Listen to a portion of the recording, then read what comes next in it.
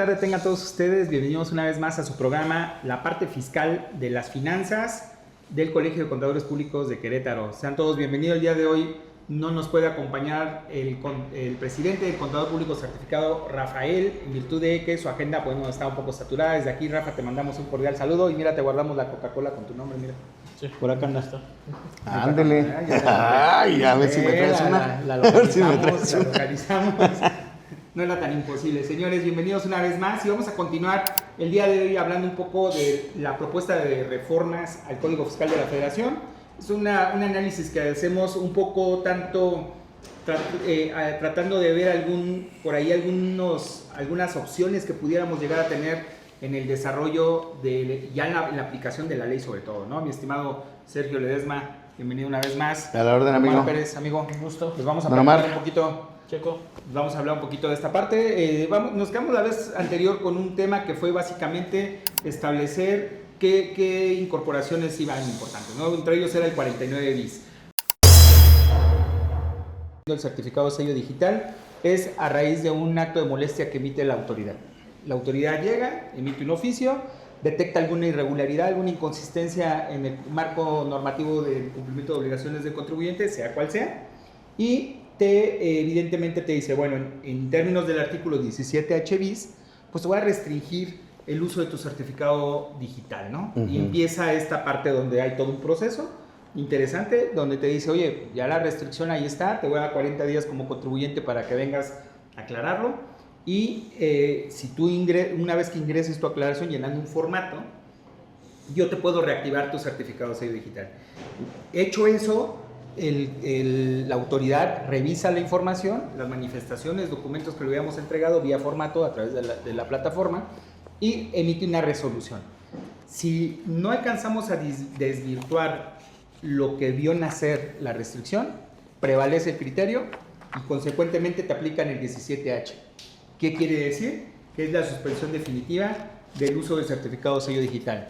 Evidentemente, dentro de ese procedimiento te da la opción de que una vez que corrijas tu situación fiscal, tienes un formato que es el 47/CFF y sobre ese formato, pues ahora sí te dirán si procede o no procede, o te corregiste o no te corregiste, ¿no? En ese caso. De hecho, hay una redacción interesante que les propongo en otra mesa estudiar, pero el 17H bis nos da la pauta de que te corrijas o desvirtúes la conducta o el incumplimiento de tu obligación tributaria. Claro. Sí. Sin embargo, el 17H ya no te lo dice. El 17H lo que te dice es que pues corrijas tu situación fiscal, ¿no?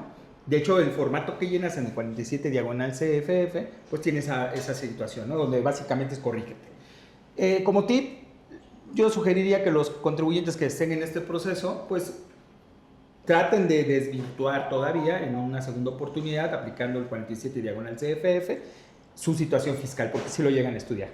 Entonces, bajo este contexto, llega una propuesta de reforma, ¿no? Y algo interesante que decías la vez pasada, mi estimado amigo Sergio, decías, oye, pero ¿cómo le hace la propuesta del legislador hacia al legislador, del ejecutivo al legislador? Le dice, incorporemos un 49 bis. ¿De qué trata este? ¿Qué es lo que puedes ver respecto a este procedimiento comparándolo contra el 17H bis y 17H? ¿Qué podemos ver ahí? Yo creo que en esta parte lo primero que viene es una revisión a los comprobantes fiscales, pero express. Okay. Una revisión express donde consiste en esa visita domiciliaria y le está generando la oportunidad de que acuda al domicilio fiscal del contribuyente ante una presunción, que esa es una parte, me parece, riesgosa, peligrosa para el propio contribuyente en su seguridad jurídica. ¿Por qué? Porque está ante una presunción donde de inmediato va a tener algunos efectos importantes. Entonces, sí hay una visita también que podría ser no tan grata, ¿sí? Desde ese momento, entonces, hay la presunción de que estás expidiendo comprobantes fiscales de los denominados falsos, por hoy, ¿sí? La calificación que se va a dar. Desde el primer momento, en la orden de visita, generar la suspensión de la emisión de comprobantes fiscales, que me parece que aquí esta es la parte que se puede llegar a contraponer de manera especial con el 17H bis. ¿Sí? Porque en el 17H bis lo que encontramos es una restricción temporal ante diversas causales que, como ya bien lo platicabas, entre esas el de no presentar declaraciones, ¿no? Así es. Entonces, hasta ese momento, diríamos, allá hay una restricción temporal, aquí hay una suspensión desde el primer momento. Y lo que no se ve muy claro en este 49 bis es cuál es ese procedimiento o en qué momento o en qué documento, quién va a ordenar esa suspensión. Se entendería que no tendría que ser el visitador, porque él no tiene esa facultad estrictamente, no la tendría, sino lo tiene la autoridad ordenadora en su caso, ¿sí? Y no es el mismo, que creo que hay que discutirlo y hay que pelotearlo tantito, porque la autoridad ordenadora es en todo caso quien suscribe el documento y la ejecutora es el visitador. Tú lo que estás planteando, o quiero entender, mi estimado Omar, que plantea Sergio es, a ver, hay una autoridad que jerárquicamente tiene la atribución y la facultad prevista en el reglamento interior y la ley del Servicio de Administración Tributaria, ¿no? Que es emitir esta orden de visitas. Ajá. Inspección, la que sea, pero sale de una oficina que tiene facultades. De tal modo que a quien le entrega el mandato, por decirlo de alguna manera, sí, que es este verificador o este ejecutor, después va a llegar a un domicilio a practicar el ejercicio de facultades previstos en el 49 bis propuesto por el legislador, por el Ejecutivo. Y entonces dice Sergio, pues, oye, si el verificador, atendiendo a esa instrucción que le da su superior jerárquico, se constituye en el domicilio y advierte la emisión de comprobantes falsos fiscales, en ese momento él puede ordenar la suspensión definitiva del certificado cédula digital. Así, eso es lo ilegal. Aunque parece que no. Okay. Sí, porque realmente pareciera, más bien lo que tendría que ser es que el documento primario es el que debe de contener la orden de suspensión desde que se notifica. ¿Con base en qué? O sea, ¿con base en qué se ordenaría esa suspensión? Si todavía no hay un ejercicio de facultades. Y además es una presunción. Sí, que es parte del contexto, ¿no? Del contexto jurídico que veníamos trabajando de la sesión anterior, donde tenemos un 29A bis que ahora introduce la posibilidad expresa de que durante las facultades se verifique la veracidad o la existencia de sustancia de los comprobantes fiscales, que hacemos la glosa. Decíamos que no debería de estar ahí, que no es un requisito, porque pues como tal no se le puede incluir ese elemento a un CFDI. Claro. Porque es un elemento...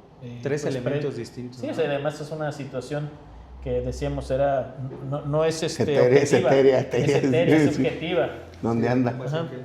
La otra, bueno, pues esa que ahora en el 42, que le incluyen una nueva facultad de comprobación, igual como las que ya existen, ahora existe una específica que está, si no me recuerdo, que es fracción quinta inciso G, que es verificar que los FDIs amparen operaciones reales y en su caso determinar que se trata de comprobantes falsos, que de nueva cuenta volvemos a la calificación de falsos que traemos del pasado, ¿no? Que es un comprobante falso. Lo que contienen, pues en su caso, podrían ser operaciones falsas, pero el comprobante en sí mismo no es falso. Sí. Bueno, eso lo supera, sí. La propuesta precisamente toca ese... Que es lo que pretende, además, es lo que pretenden ajustar. Ajustar en esta ley secundaria una disposición de la propia Constitución. Sí, que es donde veíamos el Código Fiscal de la Federación es reglamentario del artículo 22 de la Constitución. El 19, sí. 19, y el 19. Sí. Entonces, o sea, si es reglamentaria, o sea, como tal, no lo sabemos, ¿no? Todavía está por...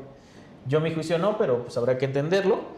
Y por último, si el 49 bis dice que se crea este procedimiento específico, que su objetivo es rechazar darle efectos fiscales a los comprobantes y en su caso, pues emitir esta suspensión temporal de la emisión de CFDIs.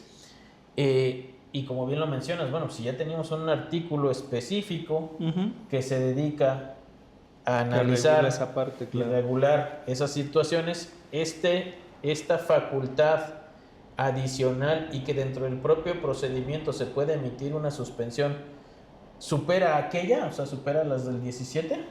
Esa es la yo creo que la supera porque está haciendo una disposición especial o específica. Bueno, es que ya las del 17 es específica. Es específica, pero finalmente está planteando un aspecto global o general, en mi opinión. No digo que sea del todo correcto, ¿no? Porque esto está haciendo con aquello. pero esto está regulado dentro de una facultad específica para la autoridad y enfocada de manera express justamente a la verificación de los comprobantes. Es que en el razonamiento que plantea la autoridad al momento de la propuesta de incorporar este 49 bis, tiene que ver precisamente de excluir dentro del catálogo del 17H bis esta figura que son falsos documentos fiscales. Es decir, recordemos un poquito, vámonos al programa anterior, si tienen dudas ahí échenle una vista, pero básicamente lo que veíamos en la propuesta del programa anterior es que van a modificar el 27 Código Fiscal de la Federación, 29A, y en el 29A, que era el que nos tendría que ocupar, incorporan requisitos que debe de cumplir un certificado, un CFDI. Ok, ya quedó claro ese punto, lo incorporan como requisitos del 29A. Pero luego nos vamos al procedimiento del 49A y en el 49A ese procedimiento es contra esos requisitos. De tal manera que en el 17H bis ya no los incluyen. Eso pareciera lo que dice Sergio, una violación a la legislación, ¿no? Bueno. Pues a mí me parece que sí, porque está dejando una incertidumbre total. El asunto es de que la orden de visita ya va a traer la orden de suspensión también de la emisión de comprobantes. Y entonces, el decir, a partir de este momento que estoy presumiendo que hay comprobantes fiscales falsos o falsos comprobantes fiscales, que es como le va a denominar, entonces, desde aquí, en este documento, se ordena la suspensión de emisión de comprobantes fiscales. Y desde ese momento, se entendería que no debe de emitir ni un solo comprobante desde que ellos llegan y hasta cuándo haya una resolución. Durante todo ese tiempo, entonces. Una resolución que puede durar 24 días. Ok. Que dure 24 días y entonces un contribuyente, en ese estricto sentido, tendría 24 días en una suspensión de su actividad económica en realidad, porque no podría cobrar ninguna cantidad. Se hace a través del comprobante fiscal. Y entonces, ante una presunción, que es la parte peligrosa, en mi opinión. ¿Por qué?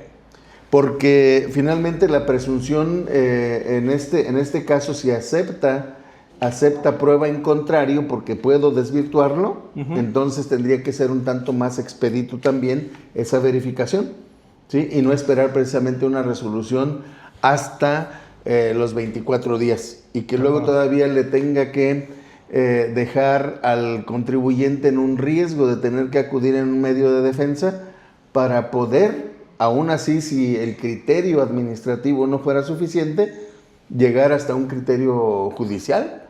De acuerdo. ¿Sí? Entonces sería tortuoso, en mi opinión, también, que le llevaría muy, muy lejos. Yo creo que esta parte se tiene que analizar a la luz de la seguridad jurídica que le da o no al contribuyente. Pero fíjense que hay un tema muy interesante ahí con lo que acabas de tocar.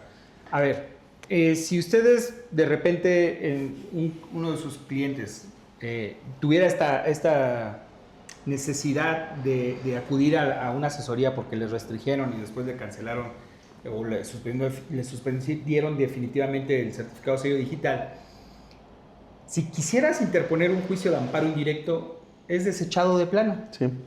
¿Por qué? Por la jurisprudencia emitida por la Suprema Corte de Justicia de la Nación, en la que resolvió en aquel momento que pues la interposición de un juicio de amparo indirecto en contra de esta suspensión definitiva aplicándote el 17H, pues no es procedente porque no es el último acto o resolución definitiva por parte de la autoridad. Tan es así que estudia el formato de 47 diagonal CFF, donde dice, todavía te queda una oportunidad de aclarar, no te deja en estado de indefensión, corrígete, te dice el criterio de la Suprema Corte. Dice, bajo esa tesitura, dice la Corte, no procede un juicio de amparo indirecto en contra de la aplicación o la determinación de la suspensión definitiva del certificado de sello digital. Se me ocurre, Sergio, que con esa dinámica pues tenemos un antecedente importante, ¿verdad? Sí. Sí, y aquí hay que retomar, porque bueno, todos los comentarios a donde creo que estamos enfilados es a decir, es que hoy existen dos métodos de suspensión. Uno, que lo tenemos allá en los 17 que todos conocemos. Que es la restricción temporal. Y ahora que los tendríamos en el 49 bis, ¿no? Que exacto, ahí ya sería una suspensión. Sí, y el Y bueno, del que se emitió jurisprudencia son los de los 17. Pero como antecedente está interesante. Sí, como antecedente. Sin embargo, ahí acá lo que habrá que entender es que si la suspensión viene en el mismo acto que ordena la visita, vamos a suponer, la visita domiciliaria, ordena la visita domiciliaria, el objeto es la verificación de la expedición de comprobantes, pues debe de venir fundado y motivado con estas reglas. Ahí, como bien dice Sergio, debería de traer incluido la restricción o la suspensión temporal para emitir CFDIs, porque quien lo debe ordenar es la autoridad competente y no el ejecutor. ¿Y cómo resolvemos esto que estás diciendo? Porque dices, oye, si ya te lo están ordenando, ¿cómo se corrige? Y la parte es, y no hay derecho de audiencia. Sí, que aunque en esta parte parecería que lo subsana en la propuesta, cuando le dan la oportunidad que en el momento, en el desarrollo de la misma revisión, lo pueda desvirtuar aportando pruebas. Dice entonces que lo puede hacer durante el transcurso de esta revisión especial. Claro. O al final, o sea, en el plazo en el que corresponda, en cualquier otro. Claro. Pero si lo hace de manera inmediata, yo procuraré desvirtuarlo y aportaré elementos suficientes ahí para desvirtuar, y en ese momento tendría que liberarse. Sin embargo, se deja al arbitrio, ¿sí?, de un ejecutor, ¿sí?, del visitador. Sí, que es donde yo quería llegar, sí. Porque si bien estamos diciendo que la orden de suspender tiene que venir de autoridad competente, pues la orden de levantar esa restricción también. Claro, y la calificación, sí, incluso la valoración de las pruebas, lo está dejando porque es en el transcurso y en la realización de la visita. Así es, y ya lo tenemos muy estudiado en el tema de visitas domiciliarias, que los visitadores no tienen facultades para valorar la información que les aporta el contribuyente. Bueno, la jurisprudencia sí citaba, con motivo de esa jurisprudencia donde acotaban la facultad del verificador, si mal no recuerdo, el artículo 46, en una visita domiciliaria, lo lee la autoridad, la corte, y declara esto. Dice, hey, no tiene facultades para valorar documentos. Sin embargo, ya se lo incorporaron en el 2021 Código Fiscal de la Federación, subsanando esa situación. Ahora el verificador, el quien practica la visita, sí tiene facultades. Pero me parece que el sentido de esa valoración tendría que ser, y donde no habría conflicto legal, en mi opinión también, es mientras te genere el beneficio. Si te genera el perjuicio, en ese momento realmente está afectando mi seguridad jurídica, porque sí está llegando a valorarlo en mi perjuicio, ¿sí? Si lo valora no en mi beneficio, sino en la realidad, ¿sí? Y que califique el que eso está acorde a la norma, y entonces ponga palomita para liberar, en este caso, la generación de documentos, ¿de acuerdo? Sería absolutamente válido. En mi opinión, ¿dónde es y qué es el conflicto que incluso se planteaba? ¿Sí? Es cuando el visitador, ¿sí?, no valoraba o valoraba las pruebas, pero naturalmente si yo voy en un medio de defensa es porque es en mi perjuicio. Y lo que se estaba calificando en ese momento es ese perjuicio. La afectación que tienes, la afectación que tendría el contribuyente, derivado de lo que hizo el auditor. Así es. Por ejemplo, me llama mucho la atención la postura que tienes al respecto de decir, a ver, y también tú, Omar, cuando dicen, espérame, pero si el verificador es de quien se arroja la facultad, pues tienen que suceder dos cosas, ¿no? O reformas el reglamento interior del Servicio de Administración Tributaria donde le concedas esa facultad. Sí, y la facultad específica de valorar si los comprobantes fiscales, como lo redacta, son veracidad de existencia y sustancia, ¿no? ¿Cómo lo redacta ahora el 29 de Sergio? ¿De los requisitos? De los requisitos. Ajá, que sea un acto verdadero, existente, y que el acto jurídico sea real. Y que sea real, exacto. Sí. Entonces le tienes que sumar esa facultad de forma específica. Sí. Pero, por ejemplo, ¿y qué medio de defensa puedes agotar? Vamos a la práctica, la aplicación de este artículo. Está el contribuyente, llega la autoridad, le inicia el procedimiento previsto en el artículo 49 bis, y entonces, ¿qué hace el contribuyente? ¿Se deja o hay alguna forma de que puede interponer algún medio de defensa? Yo creo que aquí en la primera parte que se vería es ¿cuánto plazo tiene? ¿Lo va a desvirtuar en el momento o tiene 5 días para desvirtuarlo, para aportar pruebas? Y eso se valoraría y se emite una resolución para ese punto nada más. pero sería en el caso de que se haga en los 5 días, o al día siguiente o el mero día. Tendría que, si es el momento en que yo aporte la prueba. Pero que ya te corregiste. Sí, porque estoy aportando una prueba, ¿sí? Para desvirtuar. En ese momento la autoridad tendría que emitir una resolución. ¿Cuándo? Es que es un tema muy complejo, tú lo estás poniendo muy más complejo todavía. Sí, y es que lo tenemos que ver porque en su caso le dan los 5 días, ¿sí? Y va a desvirtuar esa presunción de que son falsos, y debe señalar claramente el hecho a que se refiere cada uno de ellos y lo que se pretende probar. Ok. ¿Sí? El contribuyente. A ver, respecto de este punto, aquí están las pruebas para desvirtuar. Quiero demostrar esto. Sí, y los cuales se valorarán en la resolución que al efecto emita la autoridad fiscal. ¿Cuándo? ¿A partir de qué momento? Hasta los 24 días. Yo supongo que dice. Que parecería que tendría que ser a los 24 días, que es cuando deberá de concluir esta revisión. Pero si mis pruebas son suficientes para desvirtuar, Debería de ser así en el como momento. tan express es la visita, de la misma manera express tendría que ser la resolución. ¿Sí? El tema se me suena muy complejo por esta Sí, situación. A y ver, lo es, en mi opinión, porque, sí lo porque es. mira, como lo estás planteando, yo vería la siguiente situación. Vamos a suponer que 3 de mis CFDI son los que ocasionaron esta situación y los cancelo. Sí.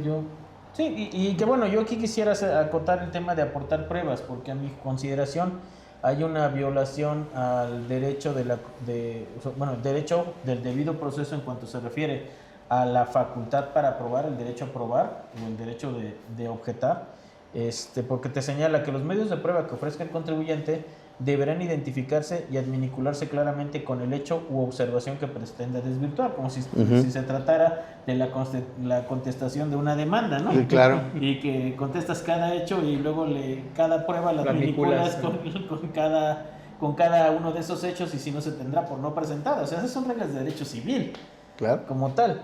Considerando para ello Procesales. lo siguiente, que se refieren directamente al objeto de la visita domiciliaria, que no se ofrezcan para generar efectos dilatorios. Caray, ¿a quién va a calificar que la prueba se ofrece con efectos dilatorios? Aparte, ¿quién sale perjudicado de la práctica dilatoria? Yo Sí, mismo. Pues tú mismo, ¿no? Sí, o sea, Sí. ¿para qué? Te digo que hay calificativos aquí que restringen tu derecho a probar, que no se hayan obtenido con violación a alguna disposición jurídica.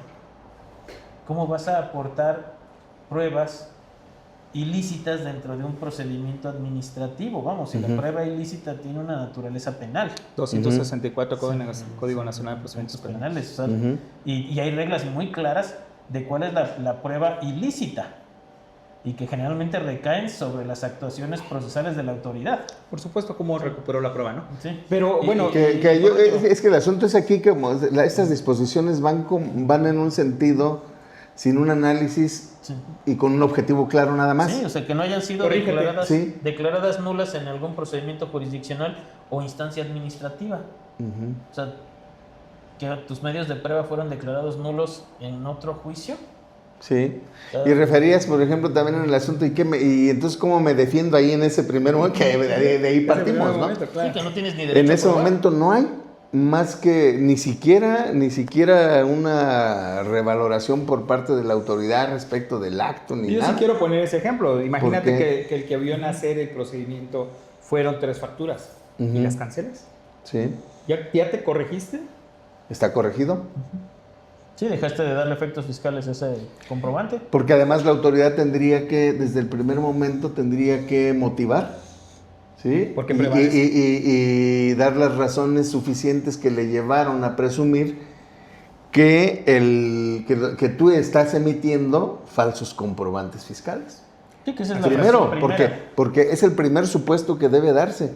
La autoridad debe de informar y debe dar a conocer los motivos que le llevaron a esa presunción. Claro, para que puedas desvirtuarlo posteriormente, ¿no? Ajá, ¿y de dónde puede venir una motivación en este sentido? Deberá tener un antecedente. Y entonces creo que aquí al contribuyente le va a convenir analizar qué está haciendo alrededor. Evidentemente tendría que ser y poder vincularlo con el ejercicio de facultades hacia otro contribuyente, Claro. donde haya detectado que tenía un comprobante del otro con una operación inexistente y Falso. tendría un elemento. Tendría un elemento esta parte. Tendría un elemento. Entonces... ¿Y qué opinarían respecto de que hoy llegó la autoridad, ejerció esta facultad, ordena la suspensión definitiva para el uso de certificados del sello digital? ¿Qué probabilidades habría entonces de que proceda un amparo indirecto en contra de esa determinación? Ante una posible omisión legislativa en el procedimiento que conceda certeza, y lo comento desde esta óptica. La diferencia que existe entre el procedimiento del 17H bis contra el del 17H es abismal, porque en el 17H bis te permite que tú, entregando la información, la autoridad la reconsidere de momento y en un término de 24 horas, que mayormente no se cumple, te levanten la restricción y sigas operando. En tanto emita la resolución definitiva a la autoridad y te aplican el 17H. Pero ahí está bien claro el proceso.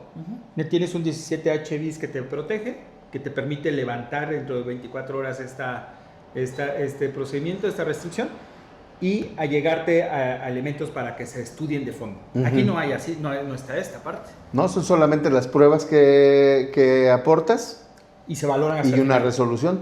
Sí, pues de hecho lo dice de forma específica, que en estos casos no será aplicable el artículo 17H bis y la suspensión se mantendrá hasta en tanto la emisión de la resolución de este procedimiento. Y que dice, oye, te voy a emitir una orden de visita domiciliaria en el cual ya voy a señalar el motivo por el cual considero que los comprobantes fiscales por internet que emite el contribuyente son falsos. Claro. Es lo que dices, oye, ya debe de venir como debe de cumplir con reglas de una visita domiciliaria. Una precalificación, básicamente. Debe de traer todos los elementos de una orden de visita, incluidas la precalificación de por qué. Te notifican, te van a dar 5 días para que aportes pruebas y luego la autoridad tiene 15 días para emitir la resolución, que con eso se cumplen los 24 máximos que debe durar el procedimiento. Y entonces ahora sí, existe una resolución, y esa resolución pues tiene que ir a algún medio, le aplicará un medio de defensa. ¿Son de la idea de que me espero hasta el final o definitivamente puedo interponer el amparo indirecto por la solo aplicación de la norma? Es decir, ¿podríamos cuestionar su inconstitucionalidad de este artículo 49 bis o pura legalidad? Incluso yo diría en la inconstitucionalidad en esta parte también, porque me estarían privando, en realidad, me están privando de mis bienes, de ser posible, pero también de ciertos derechos y sobre todo violentando, yo creo que el artículo 5 de la Constitución, de una manera muy importante, porque me están vulnerando el desarrollo libre de mi actividad profesional o económica que tengo. ¿Sí? Con esa limitación inmediata ante una presunción. ¿Sí? Entonces yo sí lo vería ahí desde ese momento. Y la otra, primer acto de aplicación. Y ese sería el primer acto de aplicación también, pero podría haber uno segundo. Ok. ¿Sí? Podría haber un segundo. Ajá. Ya. Y luego el hecho es cuándo se va a emitir esa resolución. Se valorará en la resolución que al efecto emita la autoridad fiscal después de las pruebas. Pero, ¿qué momento? ¿Qué plazo tiene? ¿Es hasta los 24 días? ¿O en el momento en que se haga la valoración que tengo aquí, cuando lo aporta el contribuyente, o los 5 días que ya platicaba Omar ahorita?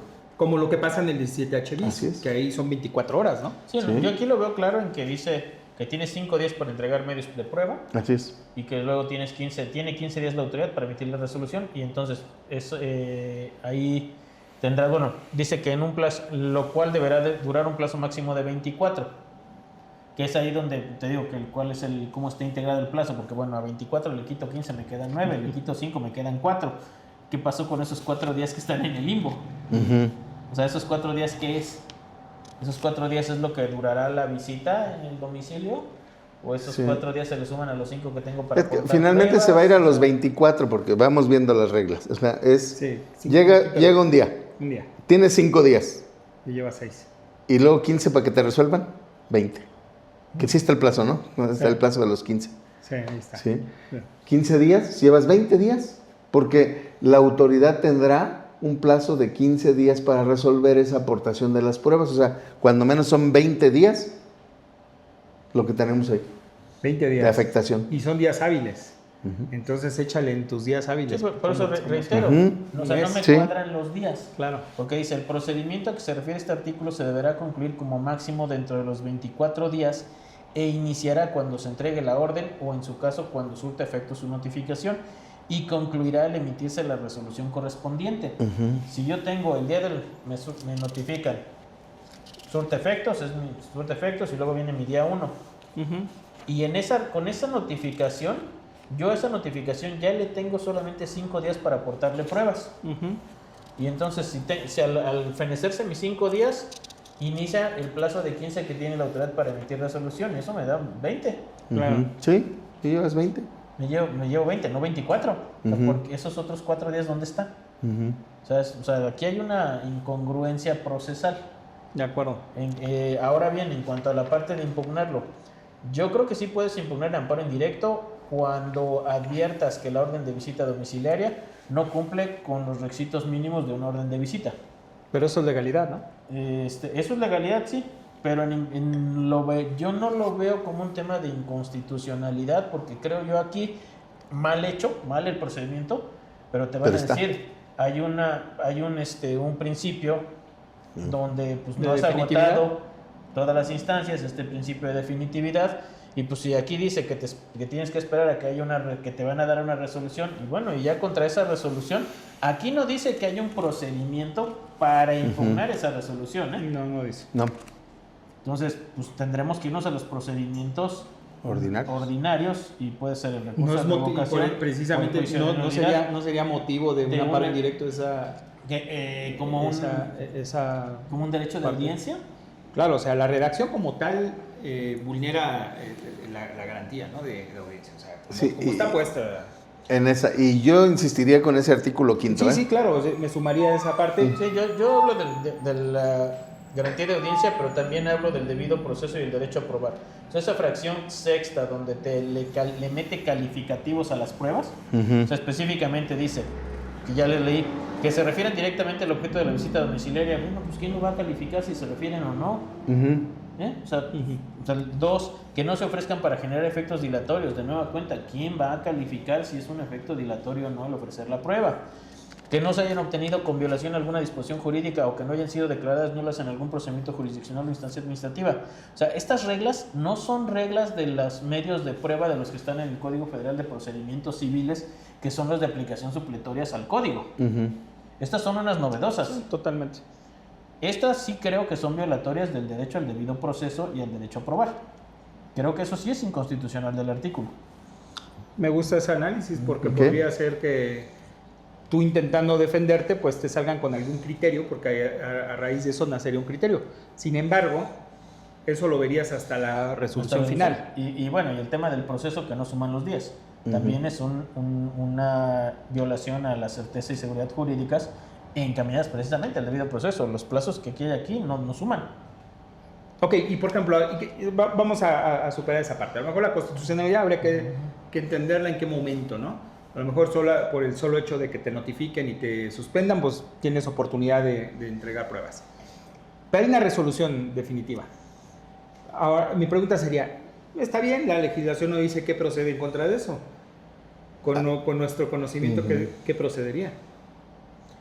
Yo sería de la idea de presentar un juicio de nulidad y abrir un incidente de suspensión. ¿Restitutorio? Sí, o sea que cuando menos, ¿no? O sea, deben de dejarte emitir CFDIs hasta en tanto no existe una resolución de fondo, porque si no ya estarías purgando la pena sin que haya causado estado. Adquiere las características de una resolución definitiva que pueda impugnarse, ¿no? que cause perjuicio. Vamos a hacer una pausa hasta ahí para continuar.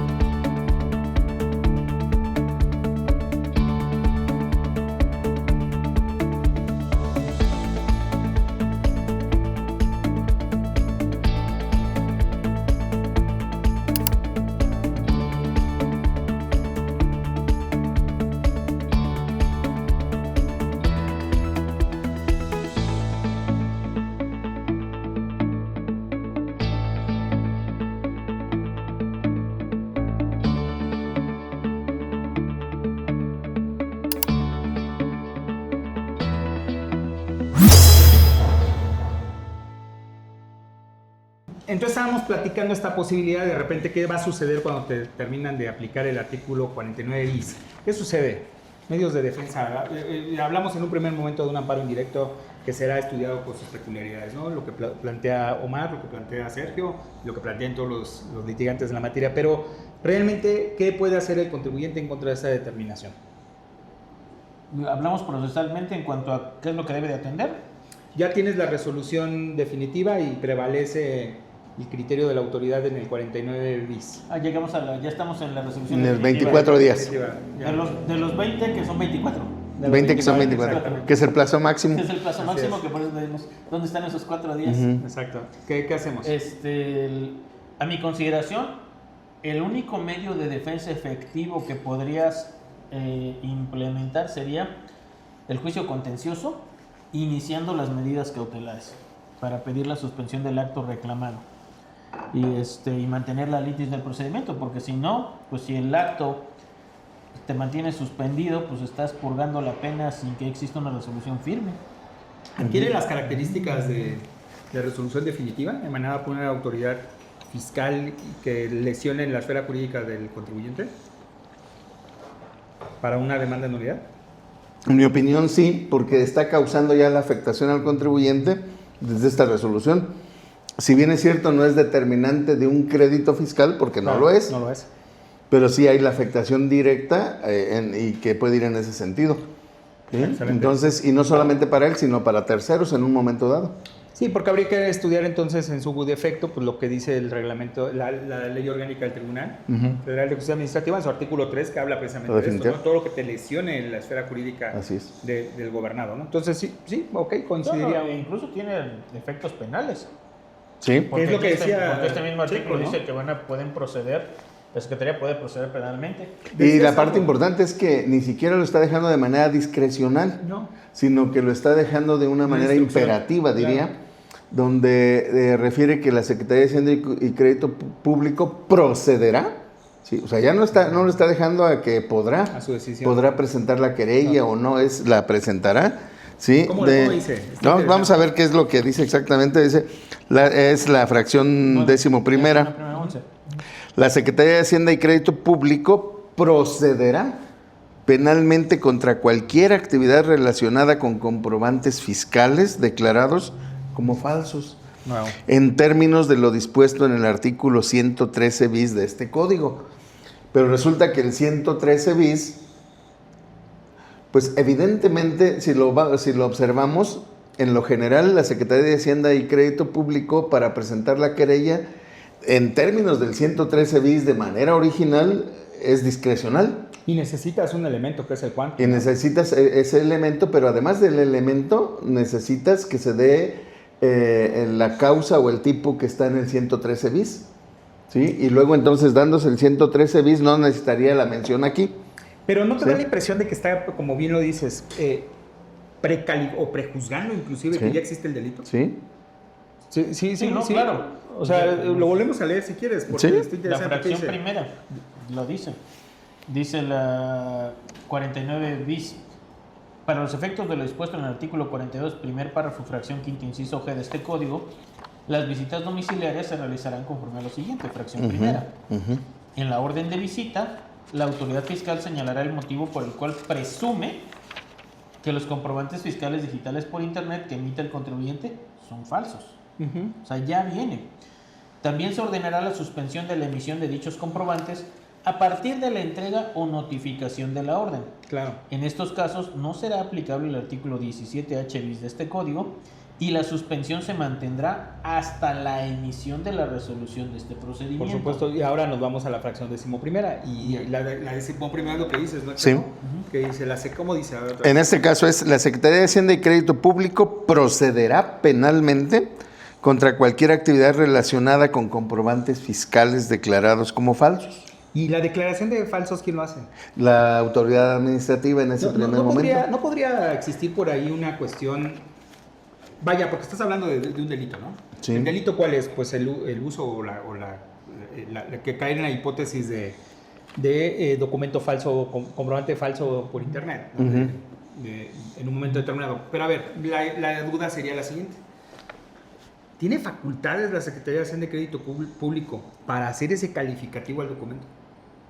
Así como está redactado. No estrictamente, porque faltaría, en mi opinión, la investigación que haga La Fiscalía la Especializada. Fiscalía. Ajá, así es, porque en cualquiera de los delitos solamente acude en la presentación, nada más en la presentación de los supuestos o la probable comisión del delito. Pero fíjate que ahí hay Sí. lo comento por lo siguiente. A ver, el artículo 42, primer párrafo, Código Fiscal de la Federación, que dispone lo que viene siendo las facultades de comprobación de las autoridades, en este caso fiscales, prevé expresamente, en su texto actual, que es una facultad de la Secretaría de Hacienda y Crédito Público, de las autoridades fiscales, de hecho dice, el comprobar la comisión de un delito. La investigación de los del delito. Pero así dice, comprobar el delito, así dice. De hecho, su redacción expresamente, de 42, dice, tiene la facultad para comprobar el cumplimiento de obligaciones fiscales y comprobar delitos. Pero aquí creo que delitos. en esta parte tendría que ver, o sea, primero es el rebote. En mi opinión tendría que ver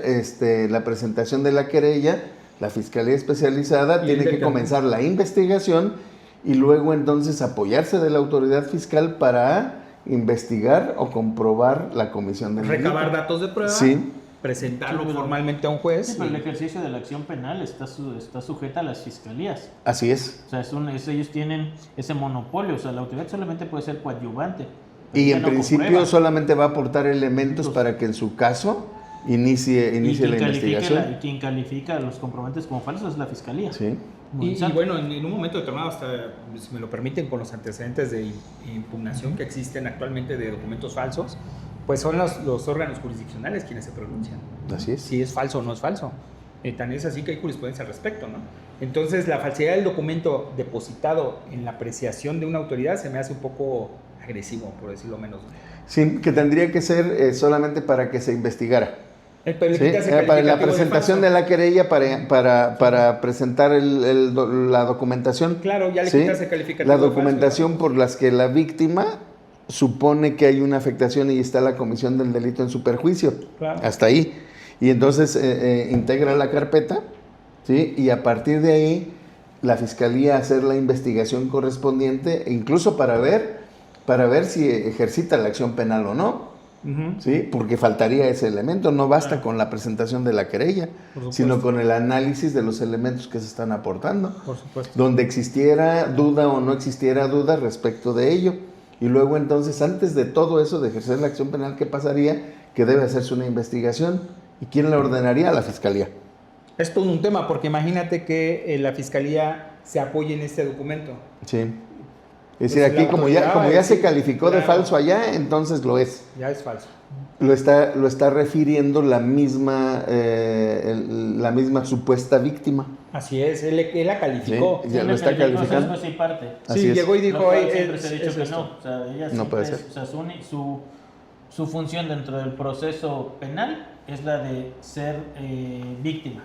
Excelente. Sí, y aquí vemos que simplemente es el hecho de que proceda. Nada más, claro, Sí. procederá. Nada más procederá penalmente. Pero con ese documento. ¿Y cómo va a proceder penalmente la autoridad Presentar la administrativa? denuncia. Con la querella que La presenta. denuncia que ya- Yo creo que hasta ahí es el punto Hasta ahí de el corte. punto. Sí, Ok. el punto de corte. Muy bien, me parece muy bien. Qué buen análisis, ¿no? Realmente es un tema que pasa de lo administrativo a lo penal. Creo que es de los pocos procedimientos Que directamente. que directamente pasan de la cajita administrativa a la cajita penal, porque ni siquiera estamos hablando de contribuciones. ¿No? Estamos hablando de la emisión de un certificado de sello digital. Sí. Y sin mucho sustento, ¿eh? O sea, Claro. Sí, claro, está muy interesante. Y muy ahorita que completo. vuelvo a leer la fracción primera, te entiendo el mensaje de si es sujeto de un amparo indirecto, cuando dice, en estos casos no será aplicable el 17H bis de este código y la suspensión se mantendrá hasta en tanto la emisión de la resolución de este procedimiento. Así O sea, es. Y aquí hay y ahora entiendo, o sea, la gran diferencia que hay con el procedimiento del 17H. Allá sí hay una audiencia previa y en Claro. 24 horas te pueden levantar Así es. la restricción y hasta después vendrá otra que lo siga calificando. Digo, no es definitiva como tal porque todavía te dice, bueno, todavía tienes la oportunidad de corregirte. Claro. Y aquí no. Aquí dice que la suspensión se mantiene desde el día de la notificación hasta que se emita la resolución. Independiente o sea, que lo más cual- abajo dice que te unos 5 días todo este rollo. Sí. Ah, no, bueno, pero esta es emitir la resolución, este procedimiento es la de los 24 días. Claro. Entonces, si caes en este supuesto, yo creo que sí es procedente un amparo indirecto diciendo, oye, pues aquí hay una violación de todas estas reglas, que incluso en el otro procedimiento que se dedica a hacer lo mismo, los del 17H, en una interpretación pro persona, pues debería de haber aquí una audiencia previa, claro. una audiencia previa. Sí, claro. Me parece muy bien. Señores, el tema está genial. Vamos a dar por concluido esta intervención respecto del análisis del artículo 49 bis del Código Fiscal de la Federación. Sin lugar a dudas, el procedimiento, si es avalado por los legisladores, pues bueno, 2026 tendremos incorporada esta facultad y pues dicho sea de paso, pues lo recomendable sería empezar a entender cómo va a funcionar y nos tendremos que remitir precisamente al programa anterior, que son 29A con sus nuevos requisitos, cuidarlos dentro de nuestras empresas o con nuestros clientes, si es el caso queremos asesorías. Bueno, por el momento hacemos una pausa para continuar con un tema más respecto de la propuesta de reformas al Código Fiscal de la Federación. Gracias.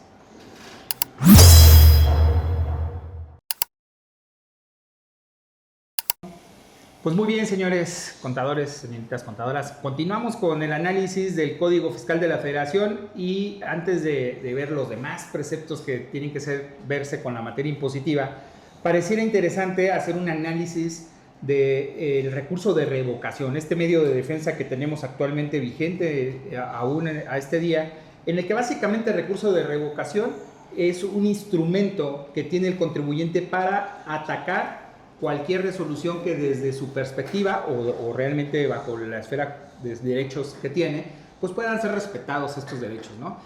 En la actualidad, ¿cómo funciona este recurso de revocación?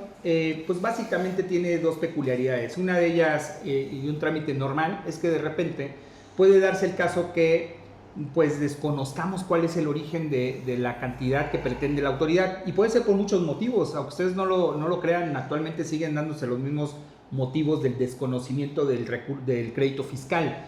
Por darles un ejemplo, de repente pues a lo mejor alguien en la oficina atendió a una multa, atendieron por ahí la aplicación de una multa, guardó el documento y no nos enteramos de su existencia hasta que llega el procedimiento administrativo de ejecución.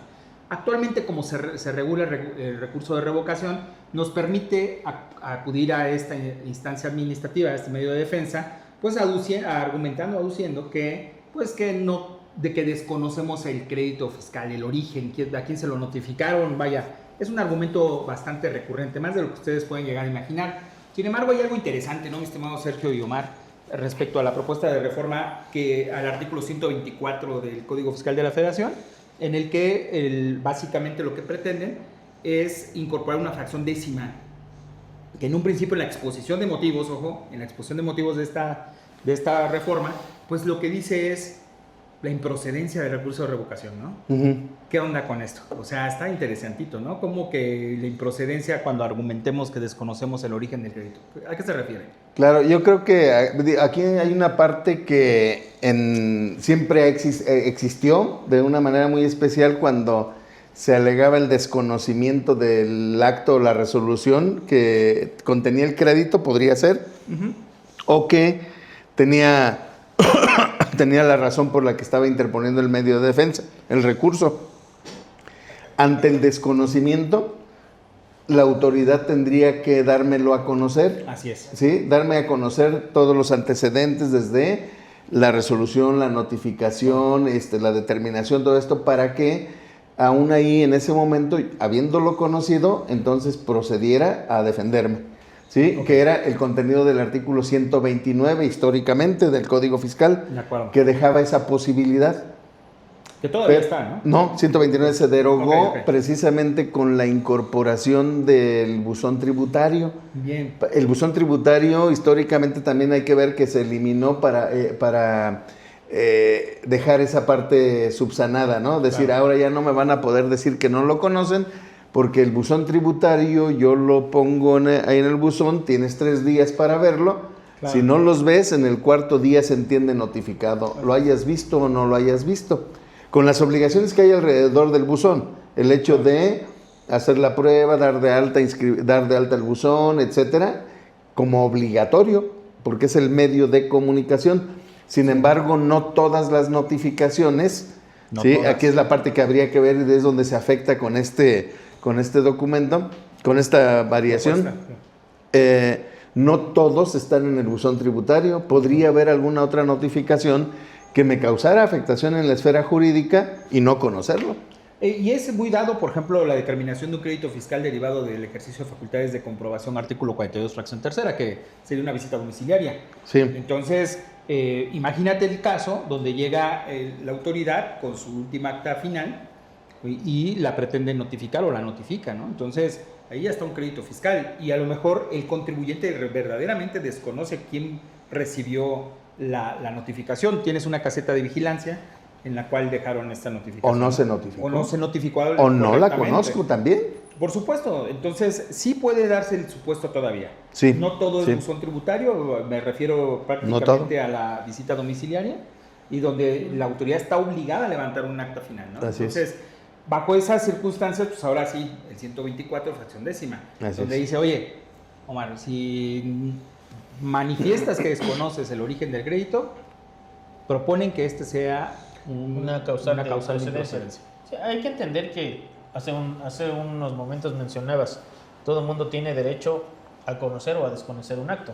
Claro. ¿Por qué? Porque bueno, son circunstancias de la vida que lo pudieron llevar no de manera ordinaria, sino de forma extraordinaria a desconocer el acto de autoridad que hoy le causa un perjuicio. Sí, por supuesto. Y de nueva cuenta, como lo hemos venido mencionando en los análisis de los artículos anteriores, todos están diseñados para restringir aún más los derechos de los contribuyentes, para imposibilitar su defensa, para imposibilitar su operación. O sea, el objetivo es de qué manera pueden tener más y mejores herramientas que le puedan volver la vida caótica a un contribuyente y en base a ese caos que le generan de manera apropiada o inapropiada, dolosa o jurídicamente correcta, el contribuyente decida mejor pagar aunque no lo deba, pero poder seguir trabajando. Uh-huh. Sí, Parece carta de ser que invitación, así funciona. Parece ser que ese es el objetivo, porque bueno, el señalar que ahora es improcedente el recurso de revocación en contra de aquellos actos que se declara bajo protesta de decir verdad que se desconoce su existencia o se desconoce su origen, pues es de nueva cuenta limitar las formas de defensas de un contribuyente. Y hay que precisarlo, te están limitando en cuanto al acceso a la justicia mediante recurso de revocación. Claro. Porque la parte de la Ley Federal de Procedimiento Contencioso Administrativo sigue intocada, ¿no? Ahí bueno, sí lo puedes claro. argumentar. Sí, pero tiene consecuencias jurídicas graves, porque si interpones un recurso de revocación Y te contra lo un desechan. acto que no conoces, pues no tienes que garantizar el interés fiscal. Y El recurso de revocación, el recurso claro. de revocación, y cuando menos en el recurso de revocación podrás tener alguna conocimiento a partir de la respuesta que dé la autoridad a tu desconocimiento y podrás tener alguna prueba al respecto. En cambio, si te dicen que no procede el recurso de revocación y que forzosamente tienes que ir al juicio de nulidad, pues en el juicio de nulidad vas a tener que garantizar el interés fiscal aun y cuando desconozcas el origen del crédito. Cierto. Adicionalmente, no vas a tener la posibilidad de que en el expediente administrativo que creas con el recurso de revocación, poder ya sea adjuntar medios probatorios o conocer de forma anticipada los medios de prueba con los que la autoridad pretende establecer que sí lo conocías, sino que vas a llegar hasta el juicio contencioso y ahí es donde vas a conocer los medios de prueba, teniendo pues, pocas oportunidades para probar en contra. Entonces creo que sí hay una consecuencia grave.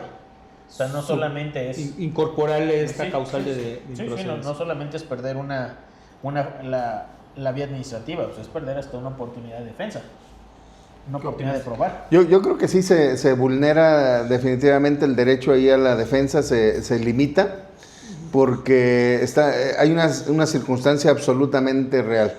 ¿Sí? Si el ejemplo en un procedimiento administrativo de ejecución en el ejercicio, yo en ese momento lo desconozco, ¿sí? Y además interpongo el medio por una violación a algo que desconozco, más bien en ese procedimiento, momento, claro. La autoridad estrictamente estaría obligada a demostrarme que sí lo conozco, y el recurso de revocación sería esa oportunidad. ¿Sí? El punto a debatir sería si te notificó o no. Claro, claro. Pero el problema que tenemos con la redacción es que ni siquiera va a estudiar eso la autoridad, porque de entrada es una causal de desecho de improcedencia. De improcedencia es bastante agresivo, ¿no? Sí, esa improcedencia no tiene manera de ser impugnada. No, para nada, pero sí que debe quedar claro para la audiencia cómo funciona. Entonces, Lo que está planteando la reforma es que bajo las condiciones de que el contribuyente acuda al recurso de revocación manifestando que desconoce el origen del crédito fiscal, la solo manifestación sin necesidad de estudiar todo el expediente trae como consecuencia el desechamiento del recurso. Claro, y sobre todo, fíjate que esto se contrapone un poquito porque, si bien es cierto, parecería que con el Servicio de Administración Tributaria se compuso o medio lo pretendieron componer con la incorporación del buzón tributario para notificar. Lo que es cierto también es que con el Seguro Social y con el Infonavit no siempre ha existido, ¿sí? No siempre ha existido ese buzón. Okay. Por ejemplo, con el Infonavit no existe. No existe. En el Seguro Social existe el buzón IMSS, ¿sí? Pero no, que es de reciente creación. Es de reciente, absoluta reciente creación, convenio, ¿no? y que además todavía no tiene todos los alcances para cumplir el objetivo de notificaciones. Por tanto, ¿sí? En realidad con esas otras dos autoridades podría existir el desconocimiento pleno del acto, ¿sí? ¿Cuándo? Y parecería entonces que decir, ¿y qué estamos hablando aquí del recurso de revocación en el código? ¿Sí? Porque es una parte que va a haber que aclarar, ¿no? Contra el procedimiento administrativo de ejecución que hace el Instituto Mexicano del Seguro Social y el Infonavit, ¿sí? Sí procede el recurso de revocación que está en el Código Fiscal con estas reglas. Entonces sí puede haber un momento, ¿sí? Donde esto ocurra, ¿sí? Y me lo desechen como improcedente porque pero lo niego. No supondríamos que tendría que estar incorporado en el reglamento interior de recurso de inconformidad. Sí, la causal de improcedencia tendría que modificarse para el Seguro Social. Tendría que hacerse allá también, pero lo que pasa es que allá va contra la determinación de los créditos y todos los actos que me causan agravio. Ya. ¿Sí? Y acá va solamente el del procedimiento administrativo de ejecución. Ok, ¿Sí? Contra el medio de defensa contra el procedimiento administrativo. Pero perfectamente podría caber que el reglamento del artículo 294 de la Ley del Seguro sí plantea esa posibilidad del desconocimiento. ¿Sí? Plantea el procedimiento de decir, desconozco el acto, ¿sí? Y entonces la autoridad me lo tenga que dar a conocer para analizar desde la notificación y todo su contenido. Sí, claro, es un tema bastante interesante porque el hecho de que ya venga incorporado como una causal de improcedencia, pues nunca va a estudiar la autoridad y te va a demostrar que sí está bien hecho, ¿no? Claro. Y ya perdiste oportunidad del medio de defensa que estábamos hablando, que sería la demanda de nulidad. Cuando en ese momento, si el hecho o el acto existe, si existe, la autoridad no debería tener mayor problema en notificarme cuál fue la razón por la que sí yo lo conozco y demostrarlo en el propio recurso de revocación. Ok. Sí, o sea, lo podría demostrar si existe, está. Entonces habría que calificar también los actos o resoluciones existentes o no existentes, ¿no? Por supuesto. Ahí lo que se deja entrever es que naturalmente lo que decía Omar es fundamental. Si con esta causal de desechamiento, pues la única opción que te queda es juicio contencioso, ¿no? Sí, y a mi consideración también el juicio contencioso tiene sus deficiencias. ¿Y cuál es? Cuando se trata de una demanda donde lo que estás en un principio planteando es el desconocimiento de los actos, bueno, es una demanda que tendrá muy seguramente una ampliación a la misma. ¿Cuándo? Cuando la autoridad, al contestar a la demanda, tiene que adjuntar los medios probatorios de la existencia y notificación del acto y esos elementos con los que le dio a conocer el contribuyente la resolución impugnada. Sin embargo, bueno, cuando le dan vista a los actores, pues los actores no vuelven a tener 30 días para ampliar la demanda. Claro. Tienen un periodo por mucho inferior, 15 días. Que es la mitad, y que entonces no te permite tampoco tener una defensa plena de tus derechos. ¿Por qué? Porque, bueno, si de manera ordinaria son 30 días y yo no conocía de qué me iba a defender, bueno, pues si la ampliación a la demanda, cuando me dan a conocer de qué me voy a defender, pues debería ser también de 30 días. Claro. Pero no, me coartan mi derecho a hacer solamente la mitad del tiempo. Claro. Lo cual también creo que no es correcto. Creo que eso es una deficiencia de la Ley Federal de Procedimiento Contencioso, donde no hay una equidad procesal. Sí, porque mayormente cuando te dan a conocer la contestación de demanda y los elementos nuevos, pues te pasan las carpetas, ¿no? Y en 15 días estudiarlo es un poquito complicado, ¿no? Sí. Sí, no, Lo natural hubieran sido estos estos 30 días hábiles. Unos 30 días. Pero bueno, en ese apartado, ¿qué tenemos? Si llegara a aprobarse esta situación, Pues siguen ¿qué sumando. rescatamos a favor del contribuyente? Pues yo creo que nada, o sea, al contrario. O sea, ¿Y siguen esa demanda de sumando. nulidad, nada más? Desafortunadamente, lo que hemos ido analizando todas son medidas para restringir los medios de defensa del contribuyente, restringir sus medios probatorios, restringir los plazos, obviamente causar un estado de caos dentro de las organizaciones y que el pago de los impuestos se haga por imperativo y no porque en realidad los debas. O sea, porque imagínate tener, como dices, tener 24 días parada la empresa hábiles, hombre, es más de un mes. Ajá.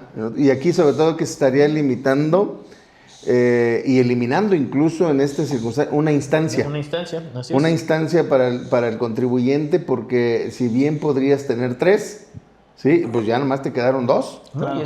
Sí. Eliminas una instancia que es una oportunidad de probar. Y que además, o sea, ahí en mi opinión también habría que observar, porque si las disposiciones, la norma, los procedimientos establecen que debe haber cuando menos esas 3 instancias, esto haría que me quedaran solamente 2. Solamente 2. Bueno, y en realidad no son instancias, lo digo como tal. Porque Bueno, el no, juicio de porque amparo es una instancia. no lo es. Así es.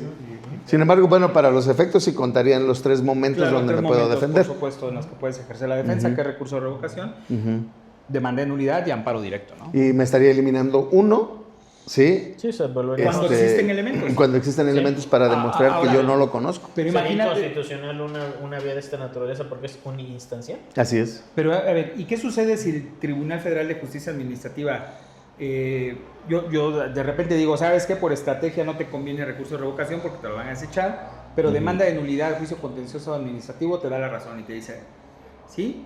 Desconocías. Tú el lo origen del desconoces y argumentas todo lo que venga después de conocerlo, después de que Claro, te lo den y a conocer, ganas el asunto, con la ampliación de la demanda que ya comentaba. Entonces hay una incongruencia, ¿no? Sí. Porque por un lado, pudiendo ejercer esta posibilidad de defensa, te lo suprimen, ¿no?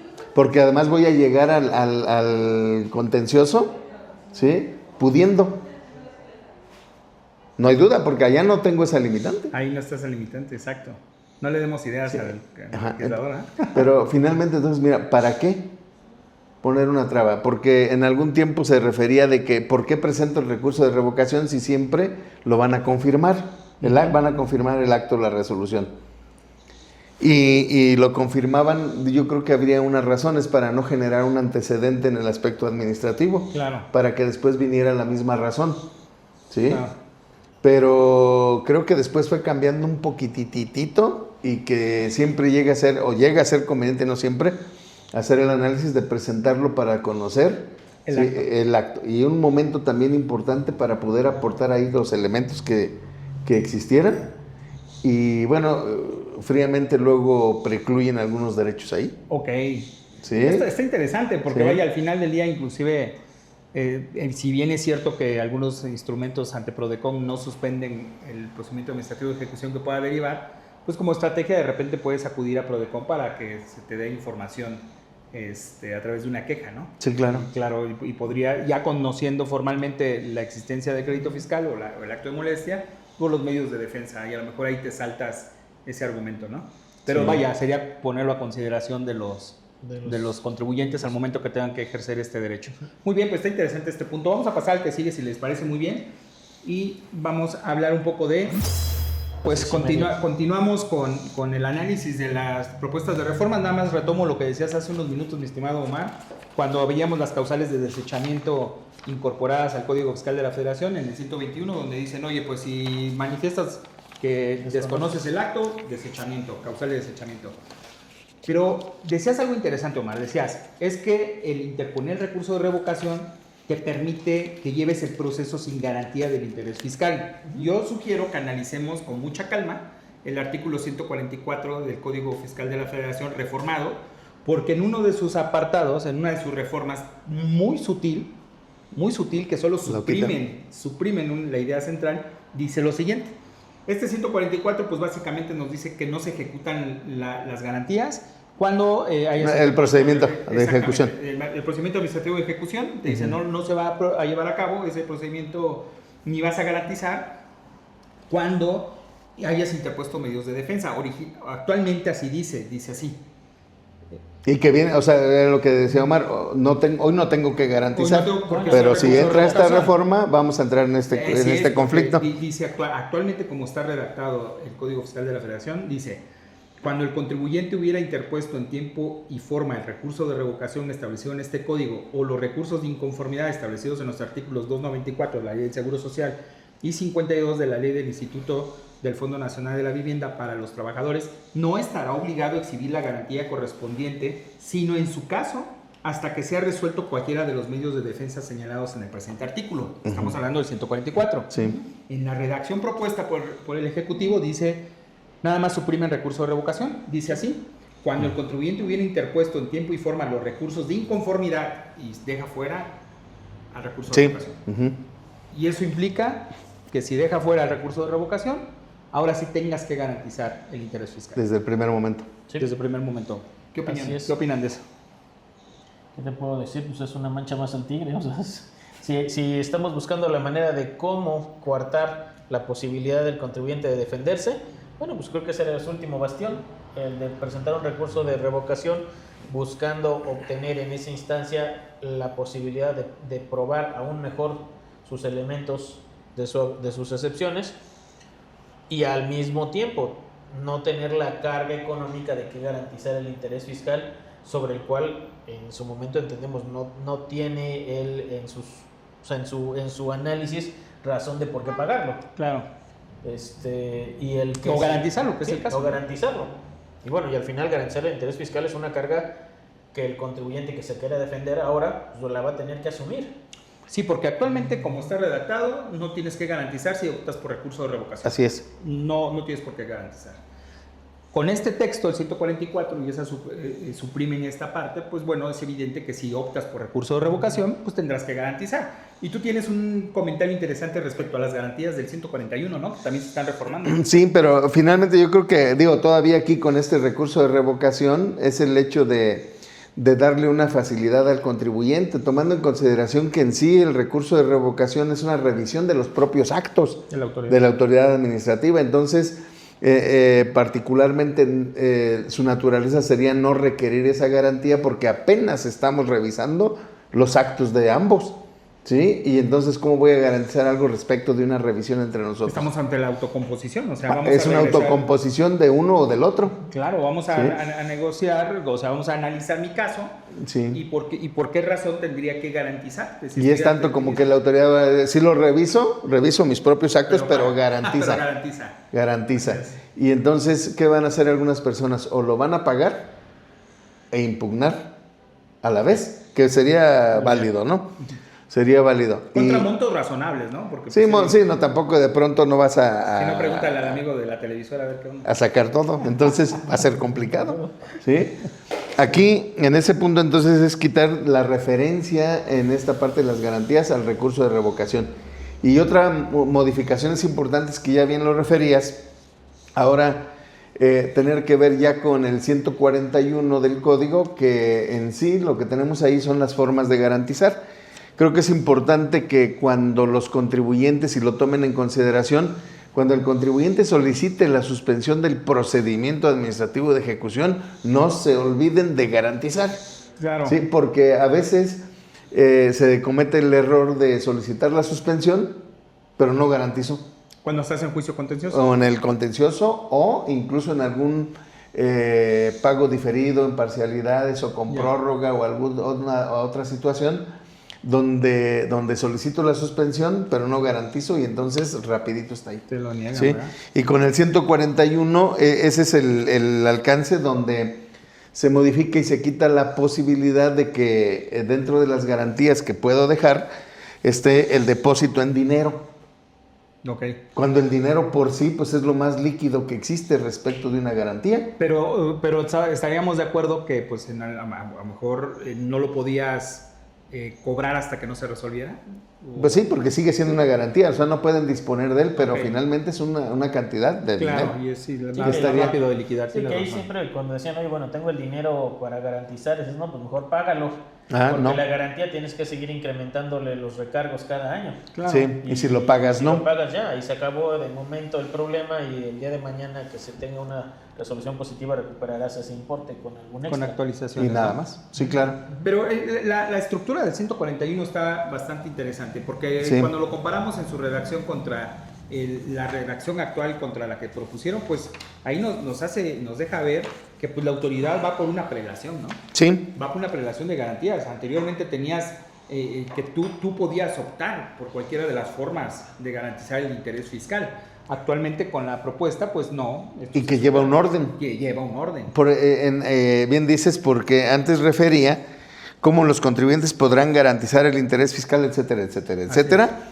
Pero vemos que solamente lo refiere, aquí hay que recordar, que lo refiere a los supuestos del artículo 74. Sí. En principio, ¿dónde voy a garantizar? Cuando normalmente estoy solicitando la disminución de las multas, ¿sí? O la condonación hasta del 100% de las multas, donde tengo que garantizar. Y luego el 142 con estos créditos y la suspensión. Así es. Pero anteriormente o hasta hoy refiere en alguna de las formas siguientes. ¿Y tú seleccionabas? Tú eliges. Así es. Tú Tú como eliges. contribuyente seleccionabas cuál.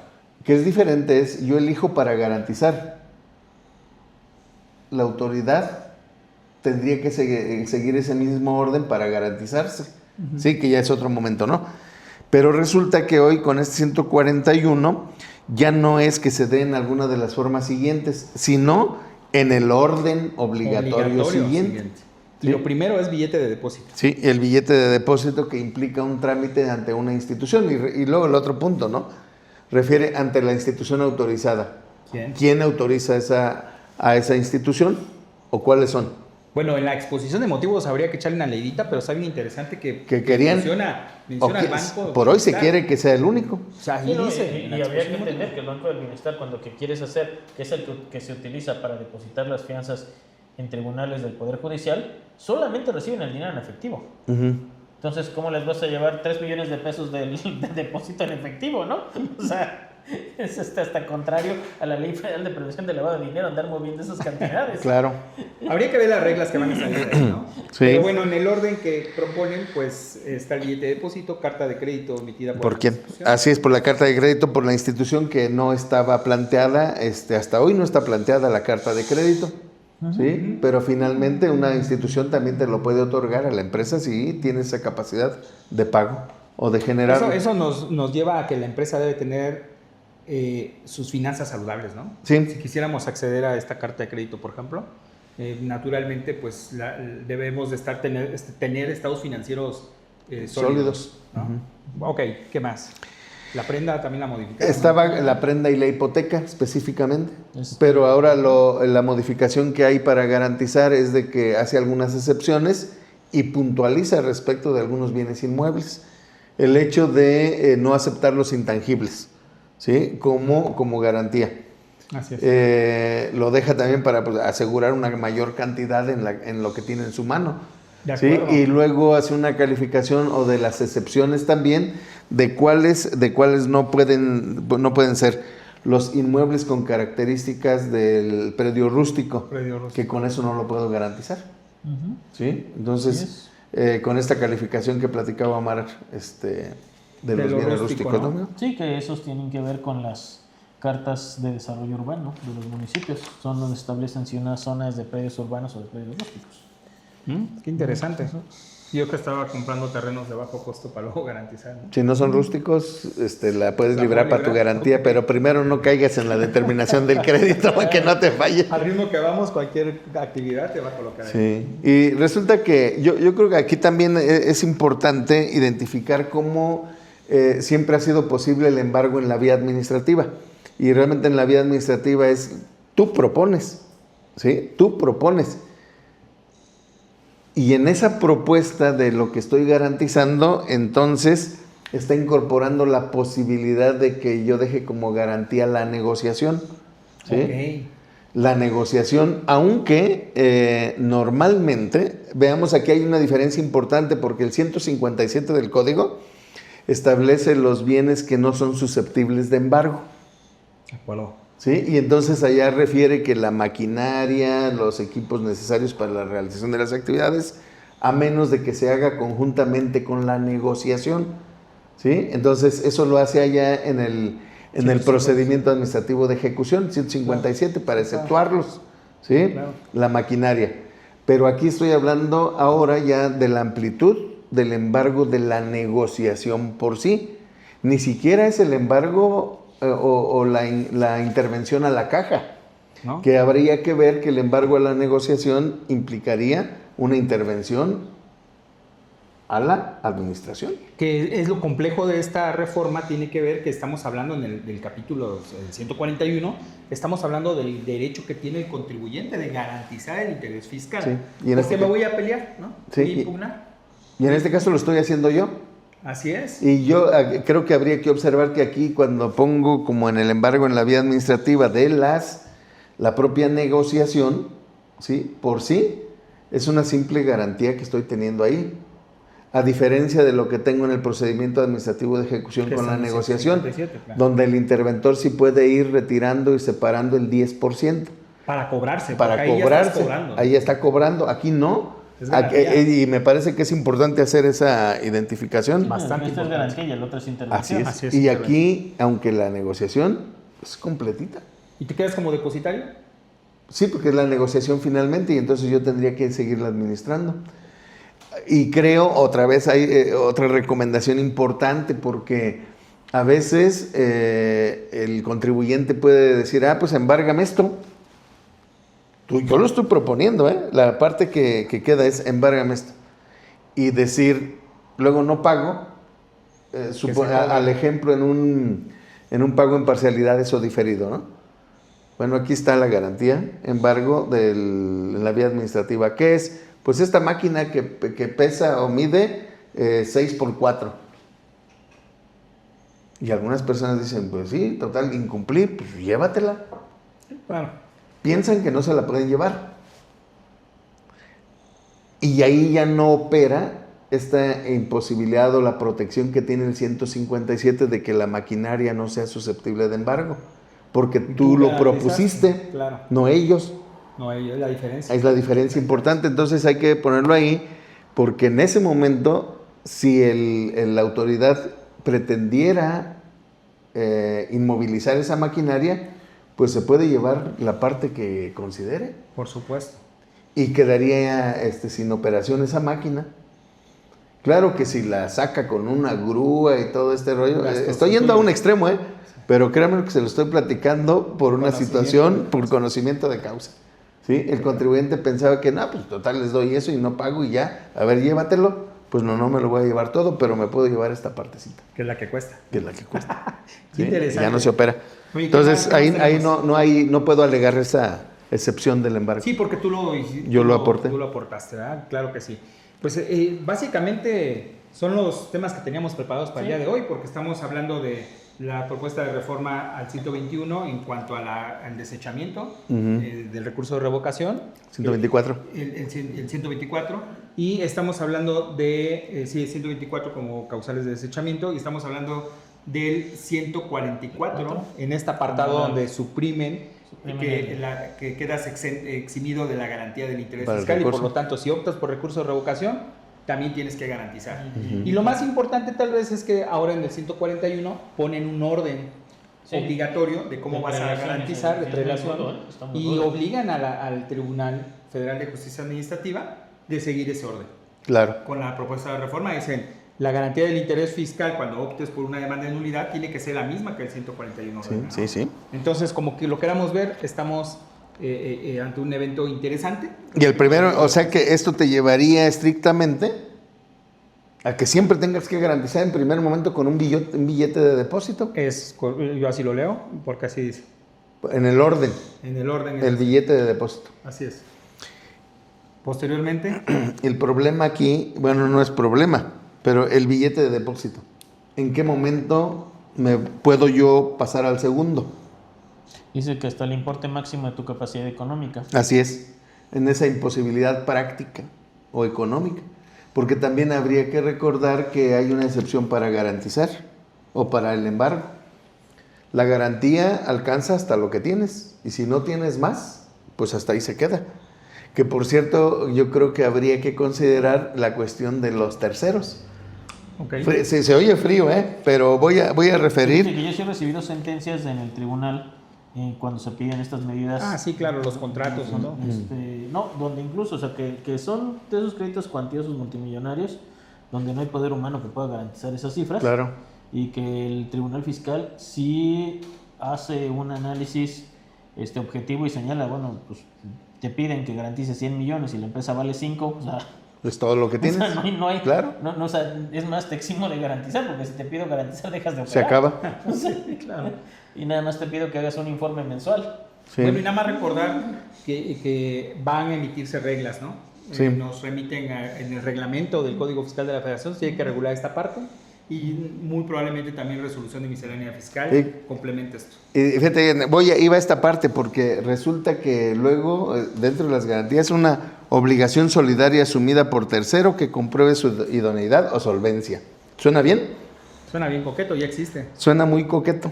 Sí. ¿Vamos bien? Sí. Bueno, que está ahí en esa parte. ¿Que no lo han modificado? Que no se modifica el fracción. cambio de número de fracción específicamente. Pero si a mí no me alcanza, pues ¿para qué traigo un tercero?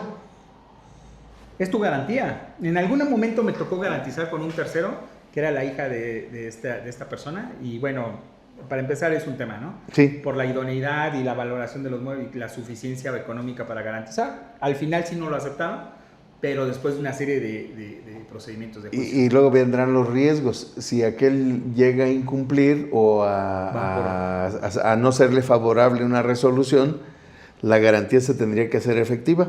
Y tal vez haya sido lo único de aquel tercero. Yo no tenía para garantizar, pero el otro sí. Y mi pregunta es, ¿para qué traje al tercero? Claro. ¿No? Claro. Ese es el tema, ¿eh? Bueno, pues por el momento es lo que teníamos preparado. Y pues hemos llegado al final de lo que la intención de este programa naturalmente tiene que ver con estudiar de forma propositiva las propuestas de reforma del Código Fiscal de la Federación para el 2026 y que muy probablemente estén siendo aprobadas en noviembre, tal vez diciembre. 15 de noviembre. 15 de noviembre, para que estemos al pendiente y al tanto y muy probablemente sigamos aportando este tipo de contenido. ¿Les parece bien? Bien, amigo. Pues muy bien, señores. Pues qué gusto, mi A estimado la orden. Checo. A la orden. Gracias. Gracias a ustedes. Y a nombre Un gusto, don Omar. al Muchas nombre gracias, del, Checo. del presidente del Colegio de Contadores Públicos, el contador público certificado Rafael, les dejamos un cordial saludo y síganos en redes sociales, por favor, difundan y compartan esta información con gente que le pueda ser de interés. Hasta la próxima. Saludos.